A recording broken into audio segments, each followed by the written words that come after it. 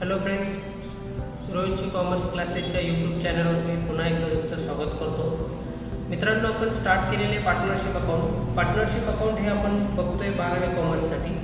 12वी कॉमर्ससाठी आपण लेक्चर स्टार्ट केले होते. त्याच्यातलं हे तिसरं लेक्चर मी आता तुमच्याकडे घेऊन येतोय, पार्टनरशिप डीड. मित्रांनो, पार्टनरशिप डीड स्टार्ट करण्याच्या अगोदर मी तुम्हाला थोडीशी एक गोष्ट सांगतो. ती म्हणजे आपण जे लेक्चर स्टार्ट केले त्याच्यात पहिलं लेक्चर होतं आपलं डेफिनेशन, मिनिंग होतं, इंट्रोडक्शन होतं, बरोबर. नंतर आपण बघितलं फीचर्स. मी तुम्हाला रिक्वेस्ट करतो की तुम्ही ते प्रिव्हियस लेक्चर आधी ऐकून घ्या, कारण पुढे पार्टनरशिप डीड काय हे समजण्यासाठी तुम्हाला बेसिक नॉलेज महत्त्वाचं आहे. तर बेसिक नॉलेजसाठी तुम्ही आधी पहिलं आणि दुसरं लेक्चर अटेंड करा. त्यानंतर आपण तिसरं लेक्चर पुन्हा तुम्ही रिवाईज करू शकता. तर आपण पार्टनरशिप डीड स्टार्ट करतोय. पार्टनरशिप डीड नेमकं काय असतं हे बघूया. ज्याप्रमाणे मी तुम्हाला आधी सांगितलं होतं की एक ॲग्रीमेंट, कॉन्ट्रॅक्ट म्हणजे काय की दोन व्यक्तींमध्ये केलेला एक करार, म्हणजे ज्या काही टर्म्स अँड कंडिशन असतात त्या मान्य करून तुम्ही बिझनेस स्टार्ट करताय, बरोबर. याला काय म्हणतो, कॉन्ट्रॅक्ट. तर तो कॉन्ट्रॅक्ट आपण बिझनेसमध्ये किंवा पार्टनरशिपमध्ये त्याला दुसरे नाव दिलेले आहे त्यांनी, पार्टनरशिप डीड. तर पार्टनरशिप डीड म्हणजे काय, एक ॲग्रीमेंट. आता ॲग्रीमेंट काय असतं ते बघूया. तर इथं म्हटलेलं आहे त्यांनी, the document containing the partnership agreement among partners is called partnership deed. Partnership deed म्हणजेच काय, एक ॲग्रीमेंट ज्याच्यामध्ये पार्टनर्सने त्यांचे टर्म्स अँड कंडिशन, त्यांचे रूल्स लिहिलेले आहेत, त्यांच्या अटी लिहिलेल्या आहेत, शर्ती लिहिलेल्या आहेत, त्यांचे बिझनेसचा उल्लेख केलेला आहे, त्यालाच काय म्हटलं जातं आहे, partnership deed. It contains the terms and conditions which are agreed upon by all the partners. म्हणजे ज्या काही टर्म्स अँड कंडिशन आहे, जे काही रूल्स अँड रेग्युलेशन आहे, जेवढे पार्टनर्स असतील, आता पार्टनर्स किती असतील, 2 or more किती, 50. पार्टनरशिप बिझनेससाठी मॅक्झिमम 50 असतील, बरोबर. तर हे जेवढे पार्टनर्स तुम्ही बिझनेसमध्ये इन्व्हॉल्व करतायत, तर त्या पार्टनर्सचे ज्या टर्म्स अँड कंडिशन आहे, जे त्यांनी ॲग्री केलेले आहेत, त्या सगळ्या कुठे असतील, या अशा पद्धतीचं जो तुमचा कॉन्ट्रॅक्ट असेल त्याच्यावर लिहिलेलं असते. मग त्या ॲग्रीमेंटमध्ये काय, त्या ॲग्रीमेंटलाच काय म्हणतात, an agreement may be written or oral, बरोबर, but it's written is called a deed. आता ॲग्रीमेंट हे 2 प्रकारचं असतं, एक रिटन, दुसरं ओरल. आता ओरल मी तुम्हाला काल मागच्या लेक्चरमध्ये बोललो होतो की ओरल इट्स नॉट इम्पॉर्टंट, बरोबर. ओरल प्रूफच्या दृष्टिकोनातून आपल्याला इम्पॉर्टंट नाही आहे, पण भविष्यात जर काही गोष्टींच्या घडामोडी झालेल्या असतील, होणार असतील, तर त्याच्यासाठी इम्पॉर्टंट आहे आपल्याला रिटन डॉक्युमेंट, ज्याच्यावर तुम्ही हँड रिटन केलेले तुमच्या पद्धतीने तुमचे टर्म्स अँड कंडिशन, बिझनेसबद्दल सगळं काही लिहून ठेवलेले. तर रिटन डॉक्युमेंट म्हणजेच काय तुमचं येईल पार्टनरशिपमध्ये, त्यालाच काय म्हणतात, पार्टनरशिप डीड. डीड हा या प्रकारचा असतो, जो तुमच्यासमोर स्क्रीनवर दिसतोय लेफ्ट साईडला, बरोबर. तर तो डीड असणार आहे. पार्टनरशिप ॲक्टनुसार काय म्हटलेलं आहे, the partnership act doesn't make it compulsory to have a return agreement.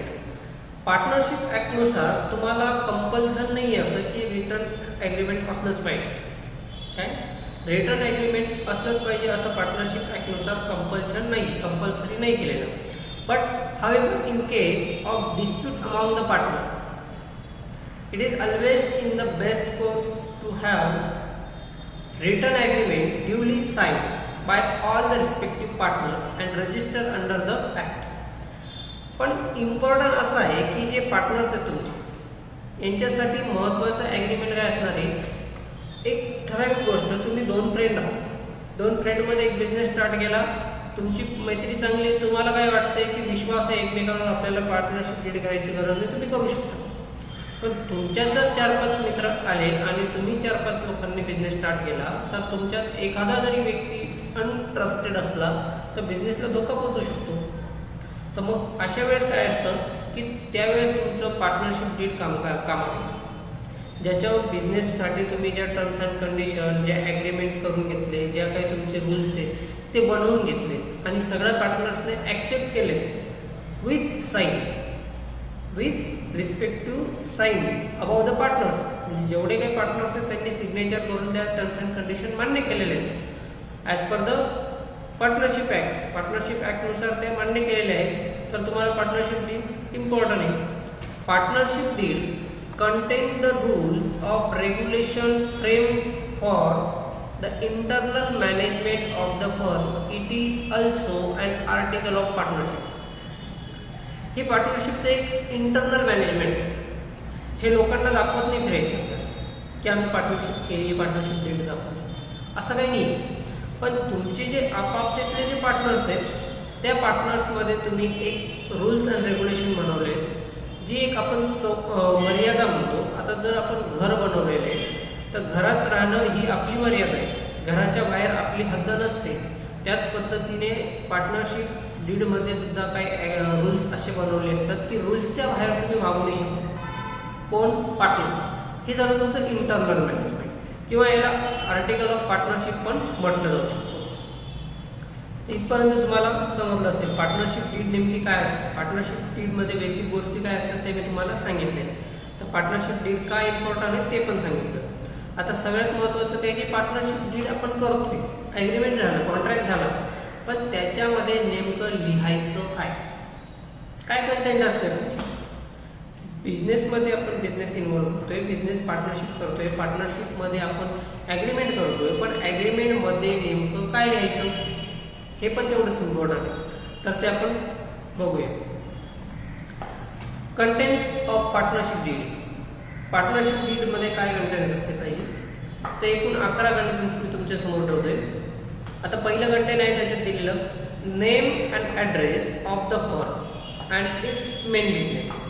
तुम्ही पार्टनरशिप बिझनेस करताय, पार्टनरशिप डीड तयार केली, डीडमध्ये तुमचं कंपल्सरी बिझनेसचं नाव, त्या बिझनेसचा ॲड्रेस आणि त्या बिझनेसचा उल्लेख केलेला पाहिजे. म्हणजे फॉर एक्झाम्पल तुम्ही बिझनेसचं नाव आहे XYZ, बरोबर आहे. बिझनेस आहे तुमचा सपोज नाशिकला आणि तुमचा मेन बिझनेस काय, म्हणजे तुमचं प्रोडक्शन काय. तुम्ही पार्टनरशिप केली, बिझनेसचं नाव दिलं, पण तुम्ही काय करतात, मॅन्युफॅक्चरिंग करतायत, सर्व्हिस इंडस्ट्री आहे की एखाद्या वस्तूला फक्त तुम्ही रिटेलर और होलसेलरचा प्रकार करता. हे सगळं तुम्हाला उद्देशून तिथे लिहिणं इम्पॉर्टंट आहे. त्यानंतर दुसरं कंटेंट म्हटलंय name and address of all partners and duration of the partnership. आता हा सगळ्यात महत्त्वाचा पॉईंट आहे. पार्टनरशिपवर तुमच्या प्रत्येक पार्टनरचं नाव आलं पाहिजे, त्या पार्टनरचा ॲड्रेस आला पाहिजे, आत्ताच्या लेटेस्ट इन्फॉर्मेशननुसार आधार लिंक केलेलं पाहिजे त्याचं, बरोबर आहे. आधार कार्ड, पॅन कार्ड डिस्ट्रीब्यूट केलेलं पाहिजे, जॉईंट केलेलं पाहिजे, म्हणजे जेणेकरून त्या पार्टनरचा तुमच्याकडे डिटेल्स असतील, बरोबर आहे. त्या डीडवर त्या पार्टनरशिपच्या डिटेल्स येऊन जातील. ड्युरिंग द पार्टनरशिप म्हणजे काय, त्या पार्टनरशिपमध्ये जे काही पार्टनर्स आहेत त्यांचे सर्वांचे नेम ॲड्रेस पाहिजे विथ डॉक्युमेंटली. ओके.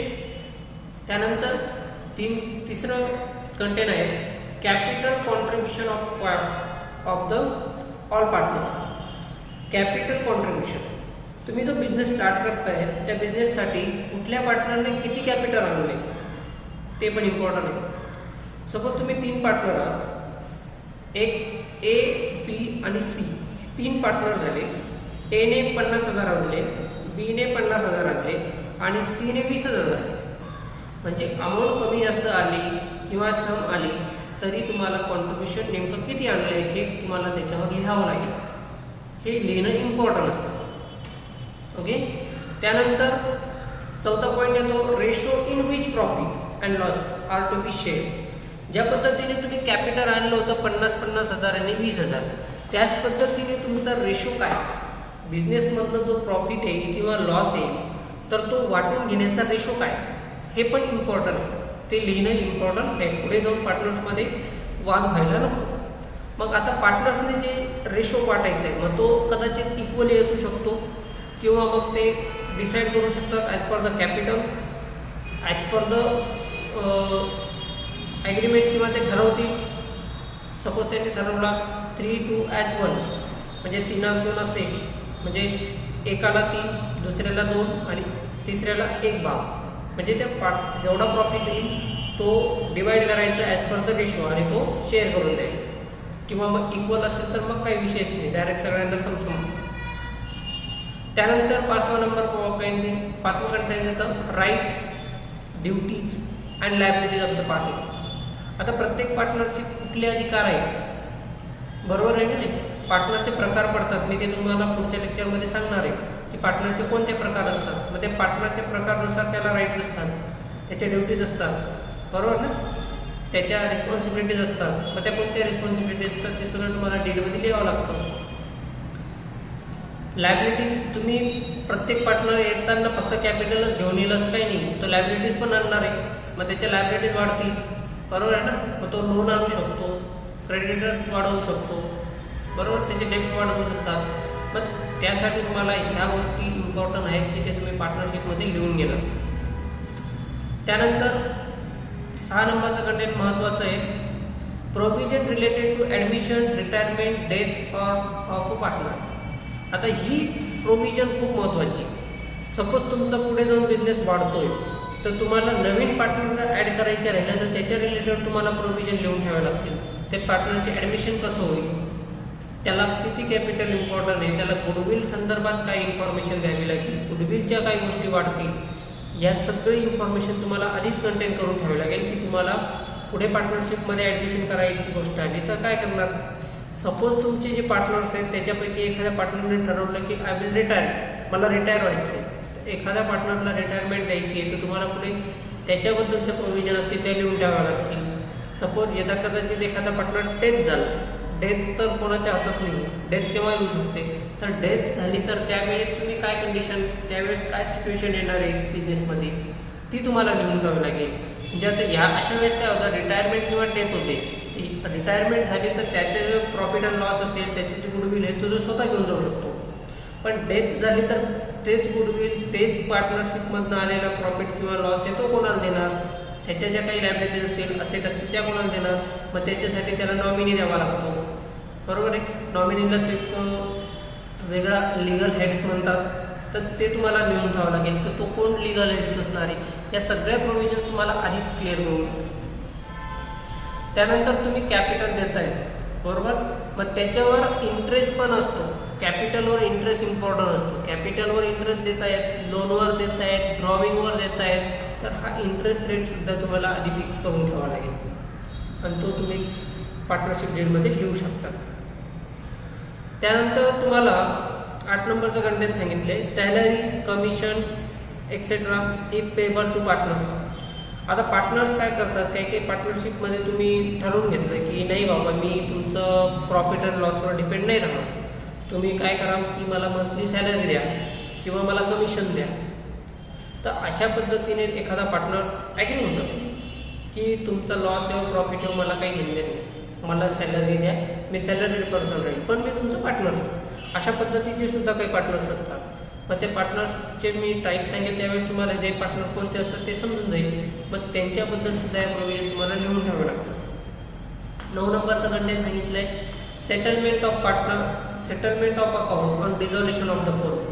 ज्यावेळेस मी तुम्हाला बोललो होतो की डिझॉल्युशन ही कंपल्सरी असतं, डिझॉल्युशन ज्यावेळेस तुम्ही करतात पार्टनरशिप फर्मचं त्याच्या रिलेटेड ज्या प्रोव्हिजन्स ते इम्पॉर्टंट आहेत. मग ज्यावेळेस तुम्ही पार्टनरशिप फर्म बंदच करताय तर त्यावेळेच्या प्रोव्हिजनसुद्धा आत्ताच बोलू नका. म्हणजे सपोज तुम्ही डिझॉल्युशन केव्हा करू शकता, सगळे पार्टनर इन्सॉल्वंट झाले, एखादा पार्टनरने सांगितलं की सर्वांना इन्सॉल्वंट करण्याच्या पद्धतीत आणून टाकलं किंवा तुम्ही आता डिसाईड करून टाकलं की सपोज आपण 14 वर्षानंतर पार्टनरशिप कंपल्सरी डिझॉल्व करू, म्हणजे 14 वर्ष चालवायची पार्टनरशिप, त्याच्यानंतर तुम्हाला आयुष्य द्यायचं नाही त्या पार्टनर फर्मला. तर अशा वेळेससुद्धा तुम्ही ती पार्टनरशिप डिझॉल्व करू शकतात. मग डिझॉल्युशन रिलेटेड जे काही अकाउंट असतील, जे काही कंडिशन असतील त्यासुद्धा तुम्हाला पार्टनरशिप डीडमध्ये लिहिणं इम्पॉर्टंट आहे. लक्षात आलं. त्यानंतर म्हटलंय 10 नंबरचं कंटेंट त्यांनी दिले, method of settlement of dispute among the partners. ज्यावेळेस तुम्ही पार्टनरशिप डिझॉल्युशन करताय तर पार्टनरशिप डिझॉल्युशन करताना त्याची सेटलमेंट खूप महत्त्वाची. तुम्हाला FY गेल्यानंतर ते शिकायला भेटेलच की आपल्याला पार्टनरशिप ज्यावेळेस डिझॉल्व होते त्यावेळेस कशा पद्धतीने पार्टनरशिपमध्ये जो काही अमाऊंट आहे, जे काही लायबिलिटीज असेट असतील त्या कशा पद्धतीने डिवाईड केल्या जातात, कशा शेअर केल्या जातात हे तुम्हाला FY शिकायला मिळूनच जाईल, प्रॅक्टिकली भाग आहे. पण ते सगळं ते सुद्धा तुम्हाला पार्टनरशिप डीलमध्ये घेऊन ठेवावं लागतं. आणि नंतर लास्ट म्हटले, any other matter relating to the conduct of business. अजून काही गोष्टी तुम्हाला वाटल्या की हे इम्पॉर्टंट वाटतंय बिझनेसमध्ये तर ते तुम्ही लिहून ठेवू शकता. आता ते प्रत्येकाचं पर्सनल मॅटर होऊ शकतो. पर्सनल काही गोष्टी येऊ शकतात तर ते तुम्ही तिथं बिझनेसमध्ये लिहू शकता. तर अशा पद्धतीने कंटेंट हा पार्टनरशिप डीडमध्ये इम्पॉर्टंट आहे. पार्टनरशिप डीड आपण बघितली. पार्टनरशिप डीडमध्ये आपण काय काय बघितलं की पार्टनरशिप डीड काय इम्पॉर्टंट आहे, ते कशा पद्धतीचं डॉक्युमेंट आहे, ते रिटर्नच इम्पॉर्टंट आहे, त्याच्यावर कोणाच्या सही लागतात, पार्टनरच्या सिग्नेचर असतात, त्याच्यात जे कंटेंट असतात ते आपण 11 पद्धतींमध्ये बघितलं. नेम अँड ॲड्रेस बघितला आपण, फर्म आणि पार्टनरचे कॅपिटलबद्दल बोललो मी, नंतर रेशो, राईट, ड्युटीज, बरोबर ना, रिस्पॉन्सिबिलिटीज, सॅलरी, कमिशन, हे सगळे कंटेंट तुम्हाला पार्टनरशिप डीडमध्ये लिहून ठेवावं लागतं. तर अशा पद्धतीने आपण पार्टनरशिप डीड बघितलेली आहे. मला नक्कीच वाटलं असेल, याच्यात काही डाऊट आले तुम्ही मला नक्की कमेंट करा. माझा तसा कॉन्टॅक्ट नंबर पण दिला आहे, तुम्ही माझ्याशी कॉन्टॅक्ट पण करू शकता. अजून तुम्हाला याच्यात काही कमतरता वाटली तर तेही मला सांगा, जेणेकरून मला अजून ग्रोथ करता येईल, बरोबर. तर या व्हिडिओला तुम्ही लाईक, कमेंट आणि शेअर नक्की करा, म्हणजे जेणेकरून सगळ्यांपर्यंत हा बेसिक पद्धतीने आणि अत्यंत सोप्या पद्धतीने इझी लँग्वेजमध्ये मुलांपर्यंत पोहोचला पाहिजे.